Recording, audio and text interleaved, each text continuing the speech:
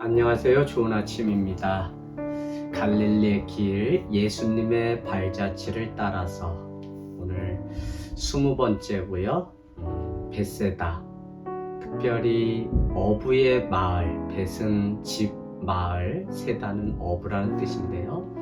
어부의 마을, 그러니까 갈릴리가 있으면 그 북쪽에서 조금 비껴서 있는 지역에 이 벳세다라고 하는 지역이 나옵니다. 우리는 크게 오늘 말씀 마태복음 14장 13절 예수께서 들으시고 배를 타고 떠나사 따로 빈들에 가시니 무리가 듣고 여러 고을로부터 걸어서 따라간지라.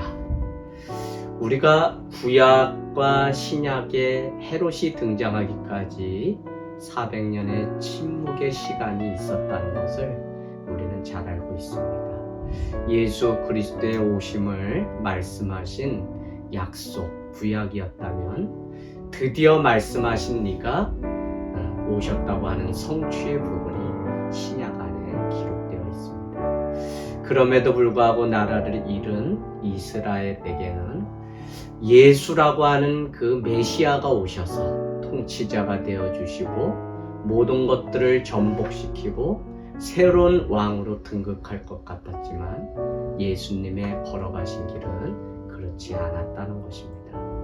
물론 믿는 자들의 기대가 그와 달랐고 특별히 유대인들, 특별히 새로운 메시아를 기다리는 유대인들은 오늘날까지도 예수를 부인하고 믿지 않는 자들입니다.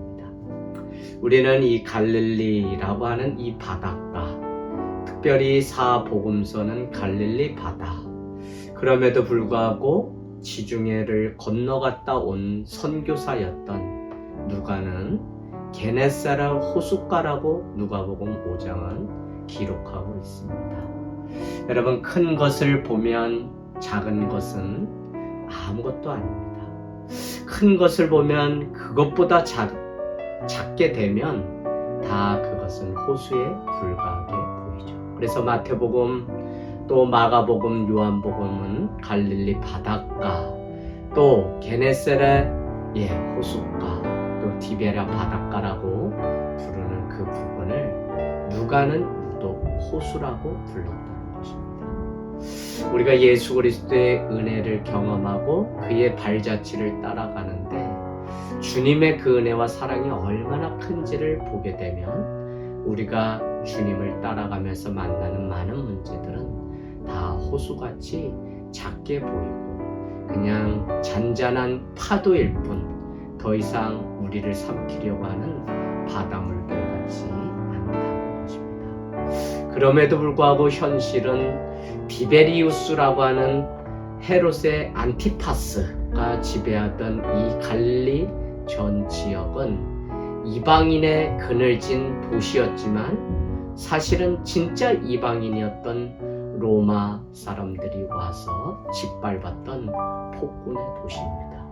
이곳에서 먹고 사는 일을 걱정해야 되고 이곳에서 처자식을 거닐며 살아가는 이 갈릴리 사람들의 고통은 엄청 컸다고 우리는 볼 수 있습니다. 그러면서도 새로운 지도자가 와서 그들을 구원해 줄 것이라고 하는 믿음 한 가지로 예수를 믿고 따랐던 그 사람들, 그런가 하면 그의 길은 우리가 아는 것처럼 어떤 힘도 가지지 않음으로써 세상을 전복시키는 그 위대한 원리가 있었다는 것입니다. 오늘 우리가 읽은 이 말씀 가만히 보니까 다른 것이 아닙니다. 오늘 읽은 이 말씀 다음에는 바로 등장하는 것이 오병이어의 기적의 사건이 나옵니다. 유대 그 광야, 물이 전혀 흐르지 않는 그 광야, 말씀 다바르라고 하는 그 말씀과 광야는 한 어원인데요. 그것도 그럴 것이 주님의 말씀은 들판, 이 광야에서만 들려지기 때문에 말씀과 광야는 같은 어원을 가지고 있습니다. 여러분, 예수님이 걸어가신 그 수많은 길은 유대 광야와 같이 밤에는 그 달을 의지하고 낮에는 구름 기둥을 의지해서 걸어갔던 것을 우리는 알 수 있습니다. 오늘 들판으로 나서는 그 주님, 예수께서 들으시고 배를 타고 떠나사 따로 빈들에 가시니 무리가 듣고 여러 고을로부터 걸어서 따라간지라. 그 무리가 어느 정도였냐면 5,000명이나 먹고도 남는 기적의 사건이 있었던 것을 보면 5,000명 이상의 사람들이 예수님의 소문을 듣고 빈들에 따라왔던 것을 알 수 있습니다. 사실 예수님의 그 영적인 파워라고 하는 것은 그렇게 수도 없이 많은 사역을 하면서도 지치지 않았던 것은 빈들에서 홀로 하나님을 대면하는 그 중요한 홀로의 영성, 그것이 준비되었을 때 사람들과 함께하는 함께의 영성이 가능했습니다.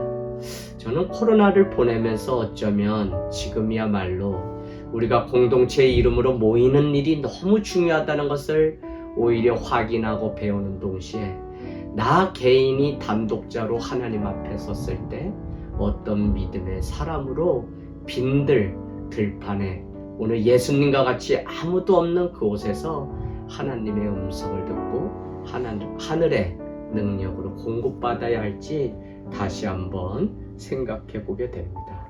배를 타고 떠나서 따로 빈들에 가시니 우리가 믿음이나 많은 것들에 있어서 일상이 분주하고 바쁘지만 늘 개인적으로 준비해야 될 것이 바로 따로의 영성입니다. 여러분 늘 구분되고 분별하는 그것은 사람을 좋아하고 사람들이 따르는 것으로 해결하는 것이 아니라 내 홀로 하나님 앞에 하나님으로 성령으로 채워지고 내 안에 정말 더 멀리 더 높이 날기 위해서 오래 엎드린 독수리와 같이 힘을 모으고 실력을 쌓는 시간들이 필요합니다. 그런 면에서 현대인들은 그냥 얄팍한 그것을 세상에 드러내서 인기를 얻고 명예를 얻고 사람들을 데리고 다니면서 정말 리더라고 하는 그 이름으로 추앙받기를 좋아하는 것이 큰 문제입니다. 여러분 주변에 사람이 많습니까? 물론 나쁘다고는 할 수 없습니다. 그럼에도 불구하고 잊지 말아야 할 것이 내 안에 하나님으로 채워진 은혜가 있는지, 이것이 없이 누군가의 리더가 되면 소경이 소경을 인도하는 꼴이 됩니다. 그래서 늘 주님은 한적한 곳에 나가 주님과의 만남의 시간을 게을리하지 않았습니다.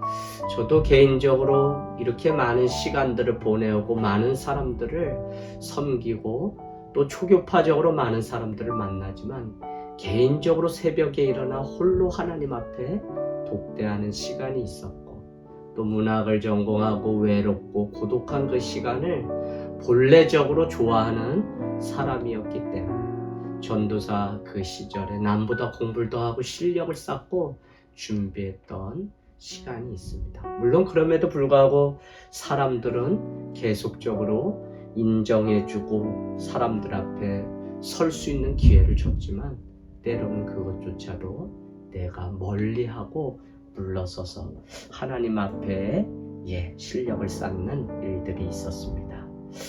그럼에도 불구하고 무리는 듣고 여러 골로부터 걸어서 따라갔다는 것입니다. 바로 이것이 좋은 소식입니다. 오늘 예수를 따랐던 제자가 아닌 무리들조차도 그분을 만나면 살 수 있다고 하는 그 놀라운 소식 때문에 빈들에 계신 주님 앞에 해가 저물매 오늘 14장 그 이후를 읽어보면 사람들이 들판에 있는데 배가 고파 주님은 그를 긍휼히 여기고 불쌍히 여기셔서 결국은 오병이어의 기적을 일으켰던 것을 보게 됩니다. 여러분 이 사순절 예수님의 발자취를 따라간다는 것은 결코 화려한 자리가 아닙니다.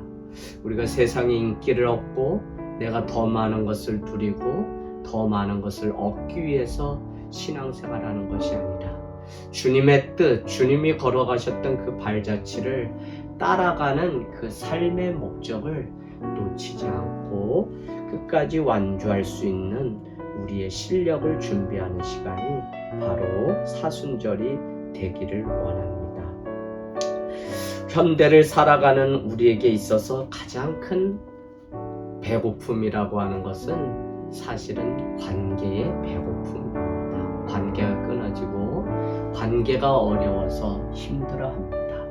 오늘 오병이어의 기적이 드디어 일어나지만 먹고 마시는 문제보다 더 큰 배고픔은 관계의 배고픔입니다. 오늘 정말 우리가 먼저 손을 내밀어서 예수님이 빈들에 사람들을 앉히고 그들에게 오병이어의 기적을 일으켰던 것처럼 그들에게 관계하며 찾아가서 예수 그리스도의 사랑을 전하는 작은 실천이 있는 발자취가 되기를 주님의 이름으로 축복합니다.